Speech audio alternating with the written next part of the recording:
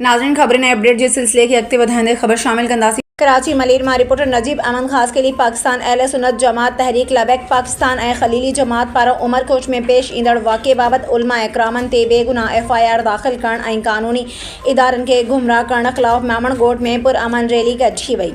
उन दौरान पाकिस्तान अहले सुन्नत जे उलमा इकराम में मौलवी अब्दुल हफीज़ नईमी, मौलवी ताहिर नईमी, मौलवी हाफिज़ शब्बीर नईमी, मौलवी ज़हीर अहमद नईमी, तहरीक लबैक पाकिस्तान जे अॻवाननि में अमीर ज़िला मीर जे नाइब सदर हकीम शहज़ाद, इजाज़ रज़ा सिद्दीकी, अवैस जोखियो ऐं ख़लीली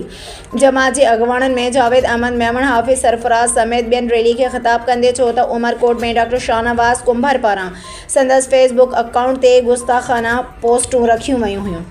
जंहिंसां उम्मत मुसलमान समेत तमाम आशिकाने रसूल खे दिली सदमो पहुतो। जंहिं बाद पीर उमर जान सरहंदी पारां तमाम कानूनी इदारनि खे डॉक्टर शाहनवाज़ कुंभर ख़िलाफ़ कानूनी केस दाख़िल करण जे लाइ सोशल मीडिया ज़रिए वीडियो पैगाम जारी कयो वियो।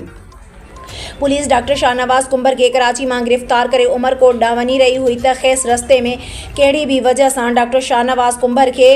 एनकाउंटर करे मारियो वियो, जंहिंजो सिंध जे वॾे वज़ीर ऐं IG सिंध नोटिस वठंदे तहक़ीक़ाती कमेटी जोड़ी इंक्वायरी शुरू करे ॾिनी आहे। कुझु शरपसंदनि डॉक्टर शाहनवाज़ कुंभर जी लाश जे बहाने पीर उमर जान सरहंदी समेत सिंध जे मुख़्तलिफ़ शहरनि सां तालुक़ रखंदड़ तमाम मोज़िज़ उलमा इकरामनि ख़िलाफ़ कूड़ियूं FIR दाख़िल कराए कूड़े केसनि में उलमा इकरामनि जी तज़लील करे रहिया आहिनि।